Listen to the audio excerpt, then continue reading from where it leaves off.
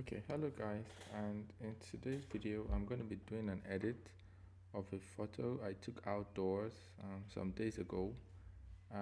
This photo was taken at f2.5. You can see the settings here: f2.5, 250 shutter speed, and ISO 100.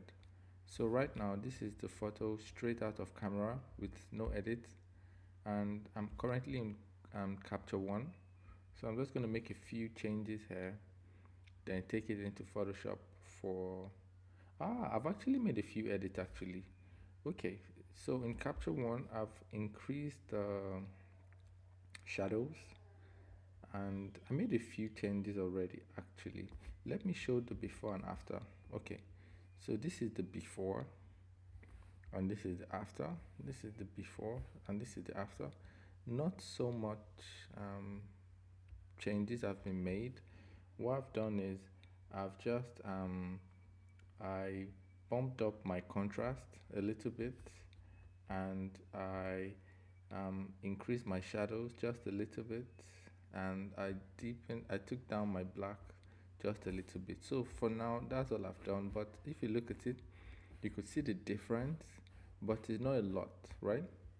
So what I really want to do that is going to make like a major difference is, if you look at the photo, it's a little, because I want to give it that sunset feel. I want it to feel like a sunset photo, even though this photo was definitely not taken. In fact, this photo was taken a few minutes after a rainfall. It was a very cloudy day, so this was not taken at sunset. In fact, the orange light here was an orange gel, you know, shooting from behind. I previously shared the behind the scenes of this photo in my group. So you saw how we created this photo on a rainy day to kind of give us that kind of sunset feeling. So that said, also this as well, this is an orange gel, firing from behind, to just give us that sunset feeling. So I'm going to be editing this one, and what I'm going to do is, just to give it that golden tone, I'm going to go to my color balance or my white balance, and I'm just going to take this and increase it. Something like this. You see? You see? It's got that golden tone now. Maybe 7,000 Kelvin. Maybe I bump it a little more, but I think this is good enough. I think maybe 7,500. And I'll show you the before and after quickly. So this is before and this is after. This is before, this is before and this is after. So you see, that's like a lot of difference. So I think that's like the main thing I wanted to do in Capture One. So now I can take this photo and then edit it, start doing the retouch inside of Photoshop, because usually that's where I do most of my edits. When I look at this photo, it's kind of cool straight out of camera, and there's not so much to edit, right? Because obviously I want to keep it natural. There's not so much to edit.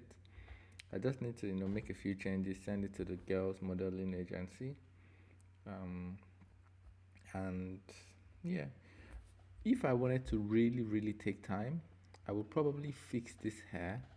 You see, all these flyaways, I'll probably take my time. That'll be like advanced retouching, but that's not what I'm doing on this photo. I'm not going to be doing anything too crazy.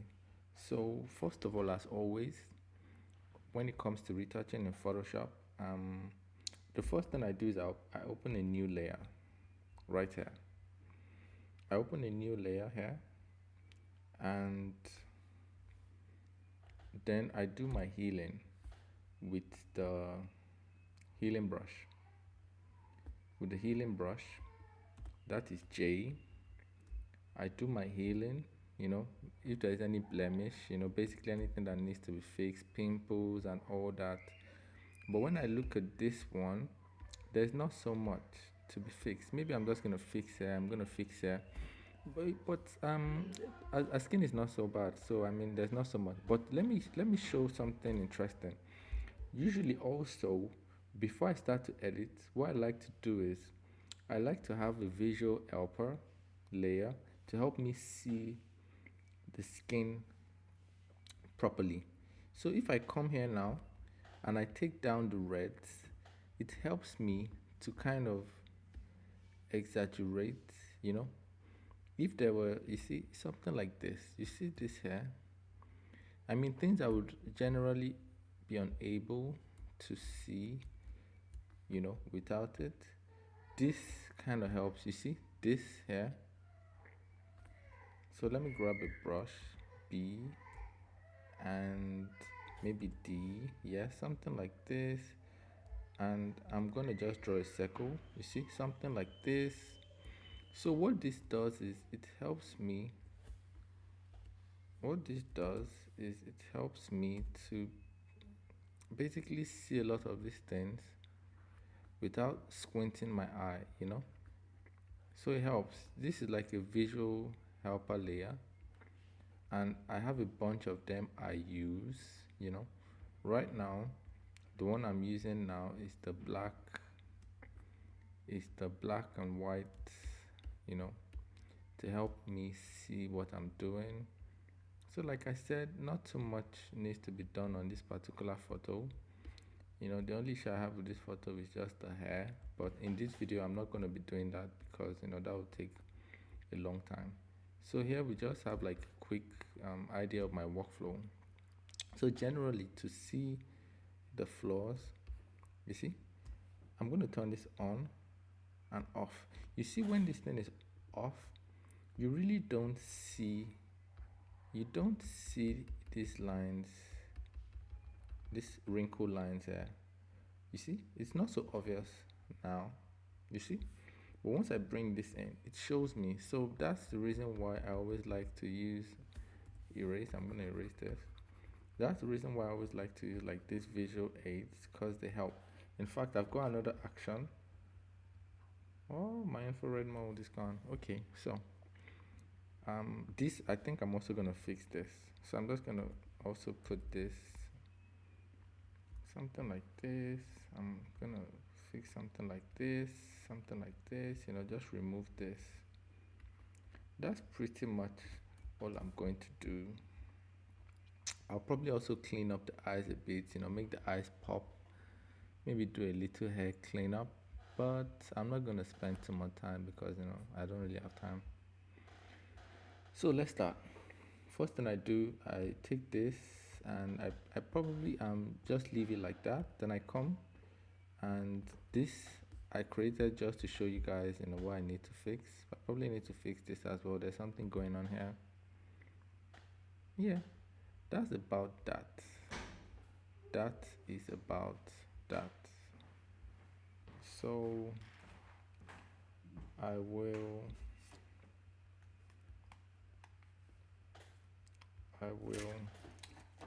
start with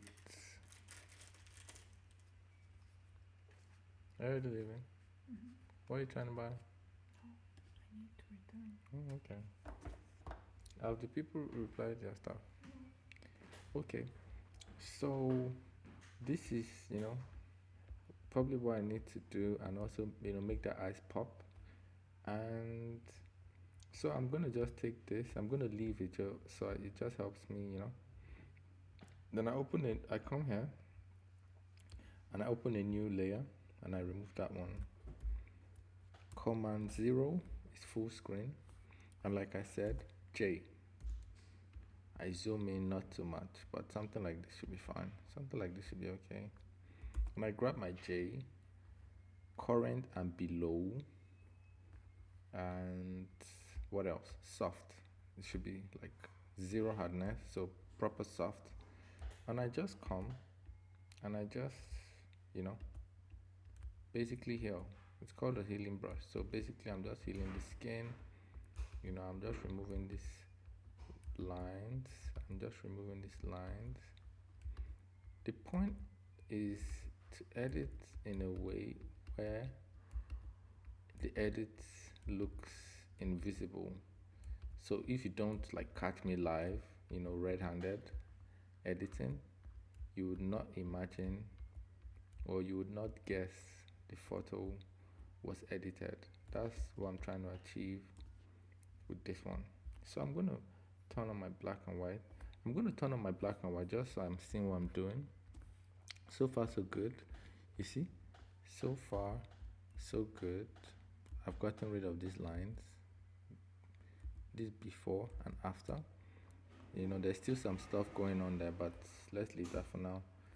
So I'm going to leave my black and white on while I edit on my hue layer.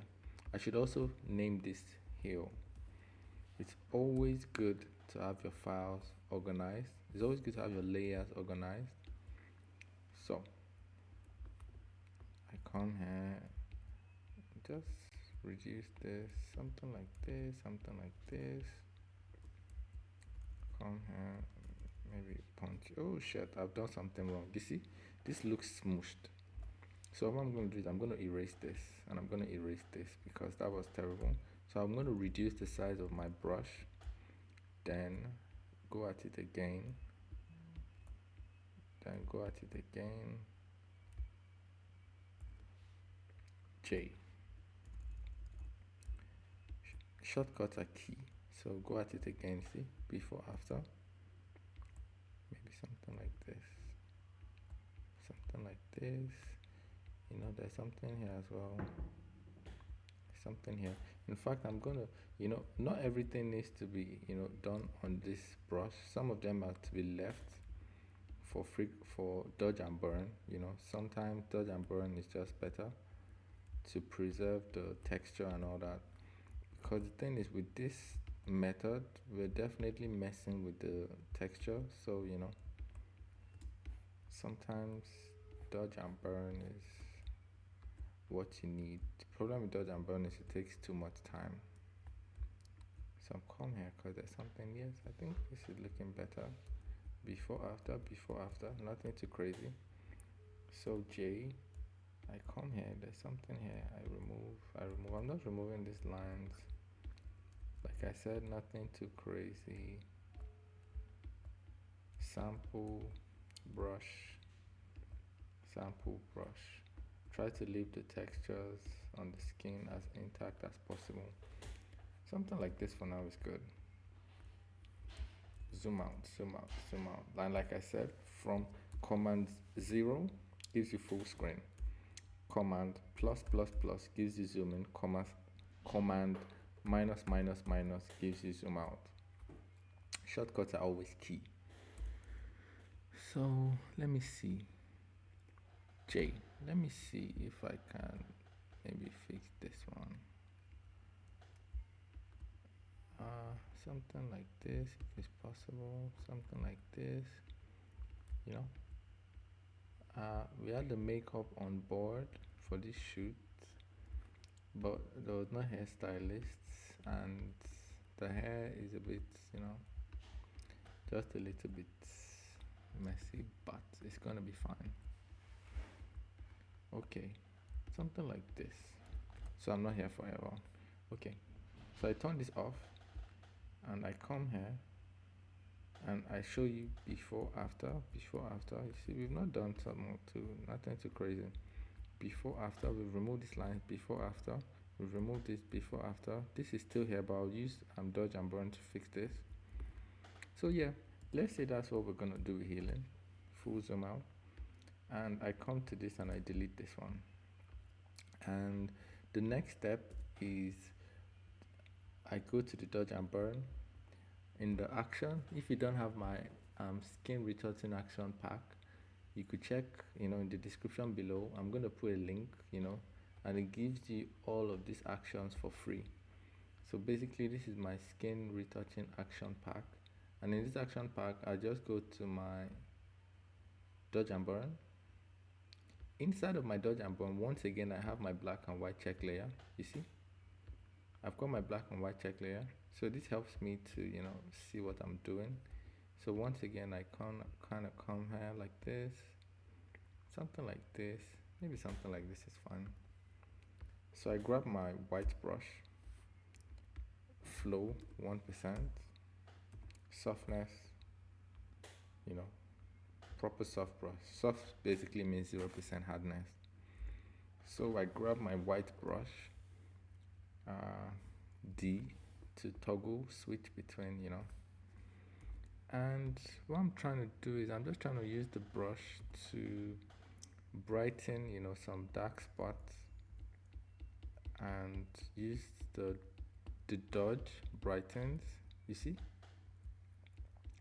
the dodge will brighten, the burn will darken. So this is called macro dodge and burn, because what we're doing now is on the macro level. Like when you're doing like close-ups like this to correct stuff, is macro. So this what I'm doing now is called the macro dodge and burn, because I'm working on the macro level, and that basically means I'm working like zoomed in. Then also after the macro, there is something called the global dodge and burn. So basically the global dodge and burn is when I get to zoom out, then I just, you know, generally, do the dodge, generally do the burn, put the highlight, put the contour, that's what we call global dodge and burn. But when I'm using it to kind of fix things like this, this is called macro dodge and burn. So yeah, the point is I'm gonna come here, just try to blend in. Like I said, there's not too much going on here. If you look, there's something, it's a bit dark. So yeah, before after, you see, before after, just trying to blend in that skin tone. There's something going on here. Okay, just trying to blend it all in, trying to blend it all in,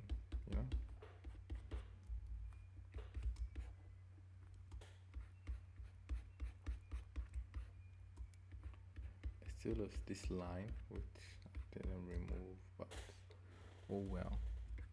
You see, there's some darkness before after. You see, it might not be obvious because when you're looking at it, but once you zoom out and have a proper look,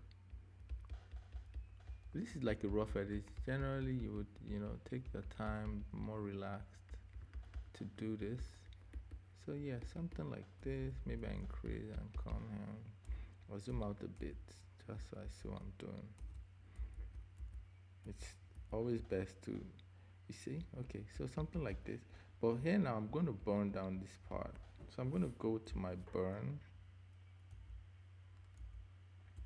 I'm going to go to my burn, grab my brush, and I feel like this place is kind of distracting me. It's too bright. I don't know why this is too bright. So I'm going to bring this down. See, before after, I'm talking here. I'm going to kind of bring it down,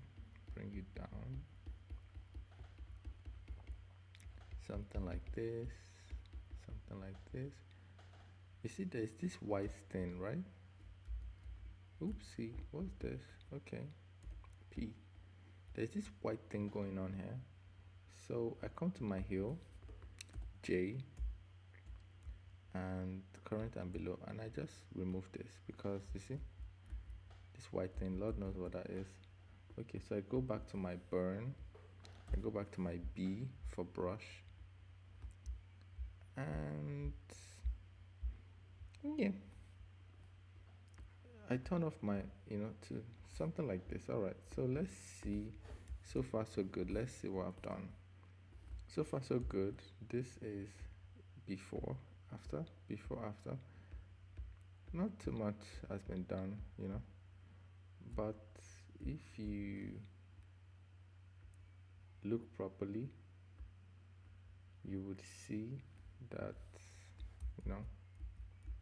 some differences. So at this point, all I just gonna do is I'm gonna go to my eyes, whiten eyes, also part of the actions. Gonna go to my whiten eyes, and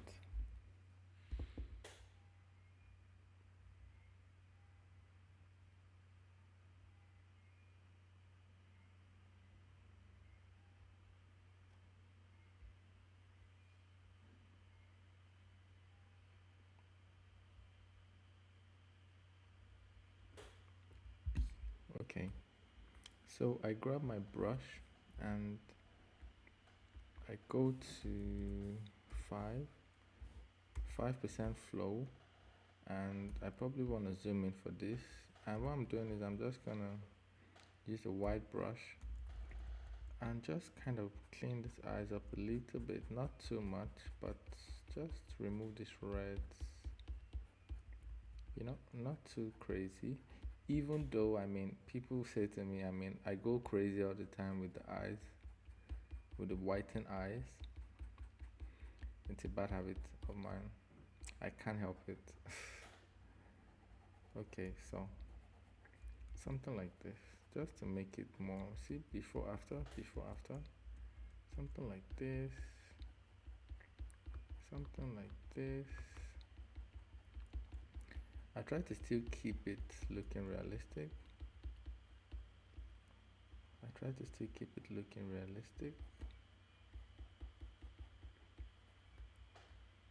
You know, there's actually flash in this photo. This photo wasn't done with, natural light. It might look like so, but no. This photo was made with two flashes. Behind there's an orange out flash, and in front, because like I said, it's a very cloudy day, so if you look at the eyes in front here, there was a fill flash, and this is me right here, ha ha ha. But you see this flash here, so this is a fill flash and 80 centimeter. So the point is, this photo actually wasn't made with natural light. This photo was made with flash, in case you didn't know that. Like I said, I put the behind the scenes, I think, on my group. So, and I gave like some details of how this shoot went on a rainy day, and how we faked the sunset. In this photo, it's not so sunsetty, not so obvious. But in the rest, you see the sun flare, you see the glare, it felt really deep, like a deep sunset. Okay, so once again, you see that flash here, right? Like I said, because the eyes usually tell you how a photo was lit.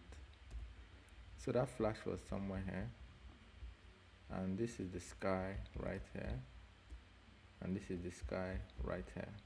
So I'm going to zoom out to see, is that too much? See before, after. Maybe that's a little too much, right? So I just reduce it just a little bit. Why not? Then I also go to iris pop, just because I like to go really crazy on the eyes. I'm a sucker for eyes, so yes. I got my iris pop. My iris pop, I take it to 100%.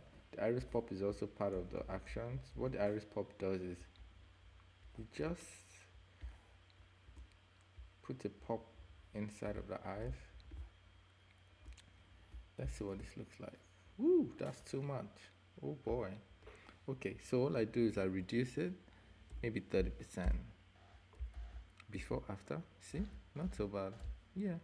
I also maybe fix this teeth. So I go to whiten teeth, action, whiten teeth, and I zoom into the teeth, something like this. I go to B, and I just, maybe that's too much, right? But it's not a problem, because one, I can reduce the opacity.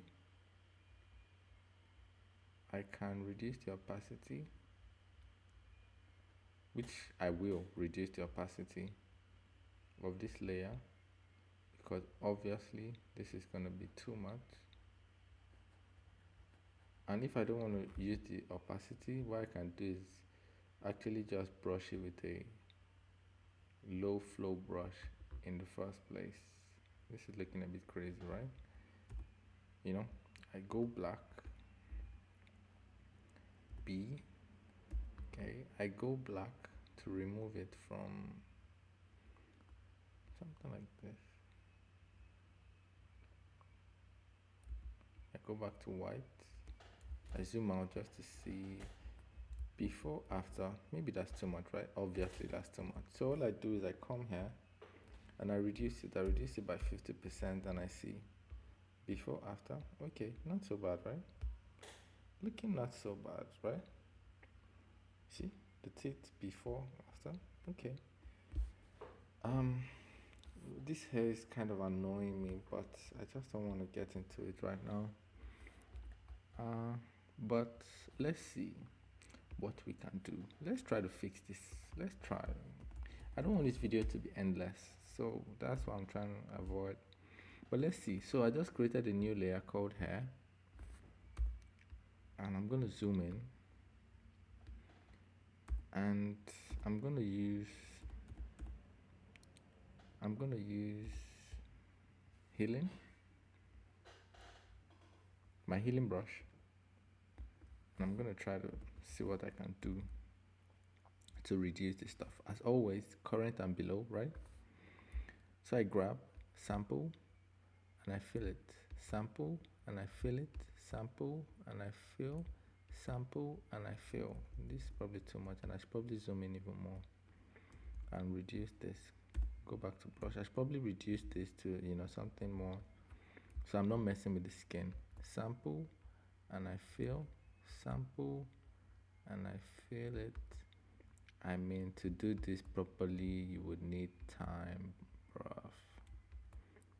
Sample, sample, this one takes patience.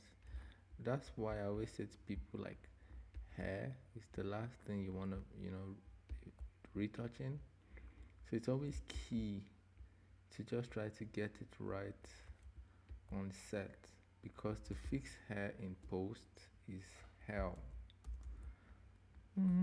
See, before after, you see, before after, but I mean,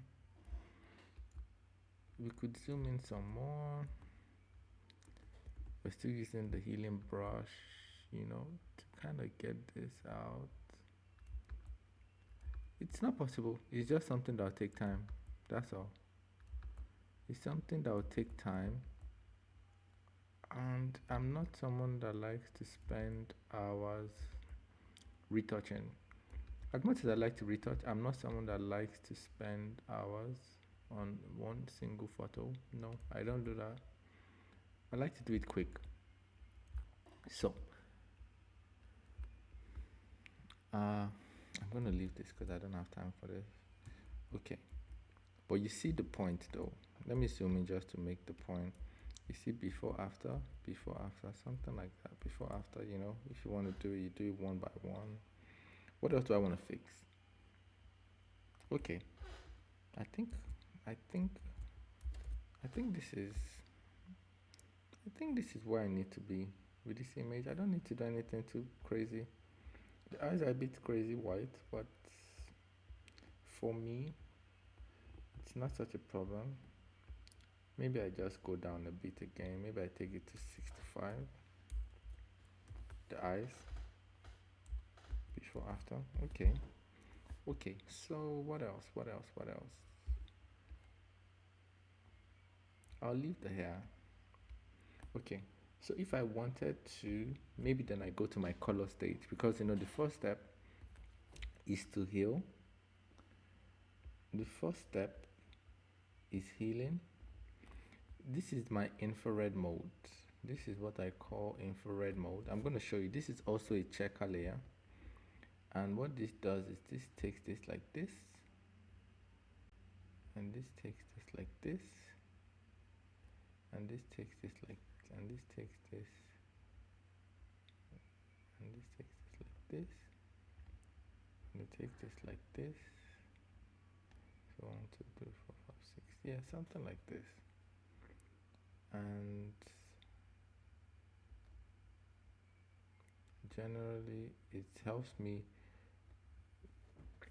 It's also like one of those visual stuff I talked about, how it helps. So I just like to call this the infrared mode, something like this. It helps you see things you are missing. So if there was like so much imperfection on the skin, you will see it, it kind of exaggerates everything. It shows you the pores, you see. But for me, it's not a problem. So, see, something like this. So now I know I come to my burn. I grab my B, and I just maybe burn this. Oopsie. undo, undo, undo. Maybe. Okay. So I take my flow to 1% and I kind of burn this down to remove, see, something like this. Well, actually, not burn it down. What I should do is I should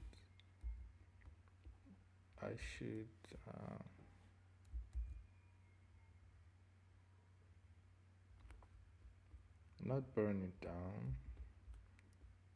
What I should do is I should dodge it to basically actually brighten it, because these blues represent the brights and the greens represent the dark, from what I see. Yes, so I should come here and fix this till it becomes, till the colors match.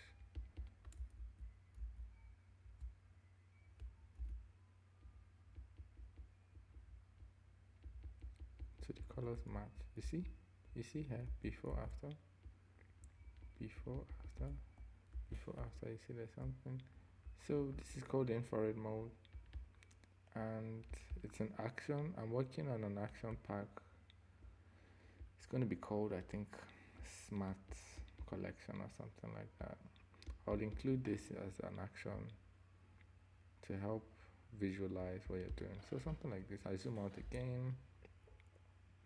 It also shows me the hairs. When you look at it, it helps you see, but for me, it's not so much a problem. So I think that's just about that for this image.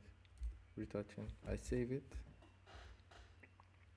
Yeah, I save it, and what I'm going to do is, let me see if I can play with the colors.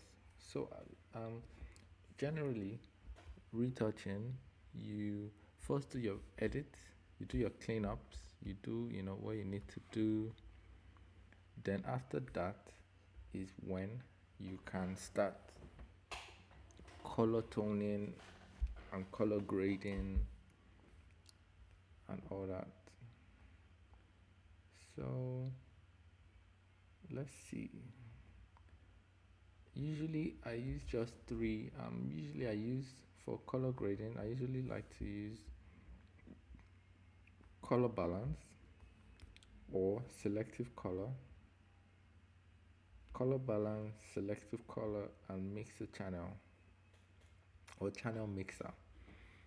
That's usually the three adjustment layers I use when I'm working with colors. To color tone. Recently I started trying out using curve, because I hear curve is also like very, very powerful. So recently I started also using curve to color tone, but initially I used to use just these three. So let's see what happens if we move this. You see what happens? Something like this. This red, maybe 5. I think 5 is good. I think 5 is good in the midtones. You see? I'm not sure if it's so obvious, but just a few, maybe 5 in the shadows, 5 blue in the shadows.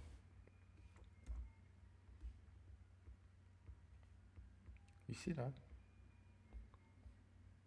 And in the highlights, let's see. In the highlights,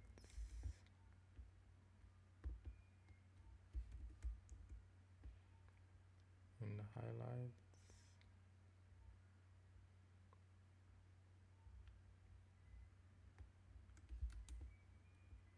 in the highlights, I probably want to throw in some yellowish, something close to this, something like this.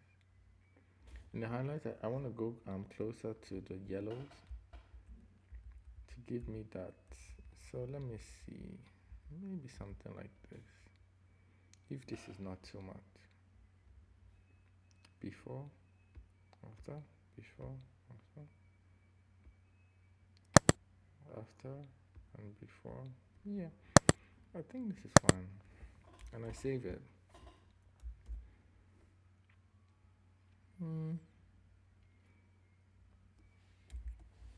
Yeah, I think this is enough. Go to sharpen. These things don't have to be so crazy. It's just good to get it right in camera, save yourself. So I'm going to sharpen the eyes. I'm going to sharpen the eyes. I'm going to sharpen the eyes. I'm using the sharpen action in case you don't know what I'm doing. Basically, before, after.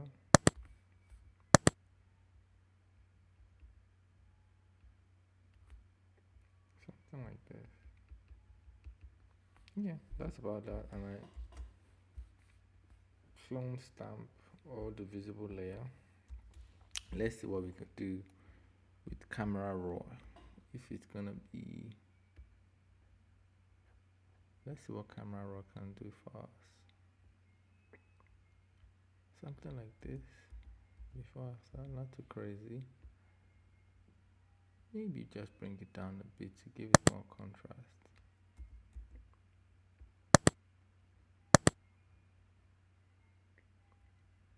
Something like this is looking good. Something like this. Let me leave this. What am I going to do is I look at the clarity, but not for this image. For this image, I leave the clarity. Yeah, something like this. Save.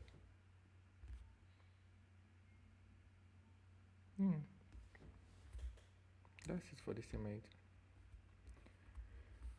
So it saves, and I probably want to resize it because 4,000 is too big. Probably resize it to 2,000, and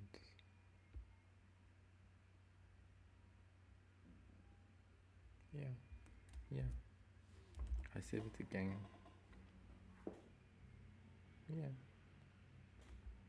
So basically, this is without frequency separation. The textures are intact.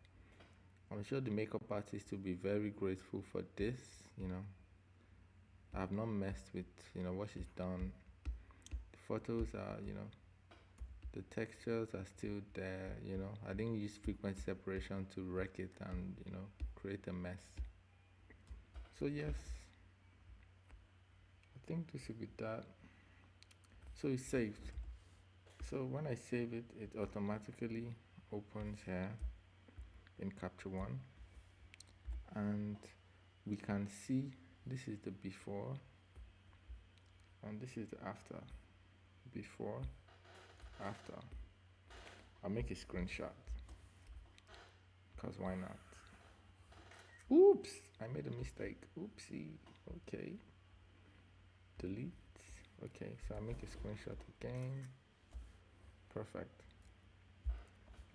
So yeah, thank you for watching, and in case you haven't joined my photography group, it's a nice group to join because I share a lot of behind the scenes and I share a lot of tips, and you can also connect with me on my Instagram. I put the links in the description below, and if you haven't subscribed to this YouTube page, you should subscribe for more content. I'm working on getting more and more content out. Currently, it's still a bit slow, but very soon, there's going to be like a lot of good quality content. So you should subscribe, you should like the video if you find it useful. You should share the video, because, it might be useful to someone else. These are other shots from the shoots, and maybe I'll be editing some other more. Maybe I'll be editing some other ones. These are also raw files. So yeah, thank you for watching, and goodbye for now. Yeah.